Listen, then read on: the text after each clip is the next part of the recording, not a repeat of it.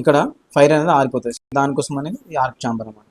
So ఇక్కడ solenoid ఉంది కదా, సో ఏమైతే ఇంకొక టైంలో ఏమవుతుందంటే కరెంట్ అనేది ఎక్కువ డ్రా చేస్తుంది. దీని కెపాసిటీ మించి ఎక్కువ డ్రా చేస్తుంది అనుకోండి. సో ఈ వైండింగ్లో ఏమైతే ఎలక్ట్రోమాగ్నెటిక్ ఫీల్డ్ క్రియేట్ అవుతుంది. ఎక్కువ క్రియేట్ అయినమ్మటే దీంట్లో ఉన్న సోలనాయిడ్ ఒక రాడ్ పైకి మూవ్ అవ్వలేదు, ఎందుకంటే ఇక్కడ ఫిక్సింగ్ ఉంది కాబట్టి పైకి మూవ్ అవ్వలేదు. ఆ రాడ్ కిందకి మూవ్ అయ్యి, సో ఇందులో ఉన్న రాడ్ పైకి మూవ్ అవ్వకుండా ఇక్కడ ఫిక్సింగ్ ఉంది కాబట్టి ఆ రాడ్ ఎటుకెళ్ళి మూవ్ అవ్వాలి, ఎందుకంటే ఎలక్ట్రోమాగ్నెటిక్ ఫీల్డ్ క్రియేట్ అయినప్పుడు లోపల ఉన్న ఏ రాడ్ అయినా పైకో కిందకో జరుగుతుంది, కూడా మ్యాగ్నెట్ అయిపోతుంది. కాబట్టి ఆ టైంలో అది ఏం చేస్తే కింద జరుగుతుంది. కింద జరిగినప్పుడు ఏమవుతుంది, ఏదైతే ఈ నాబ్ లాంటిది ఉందో దీన్ని కిందకి దంతుంది.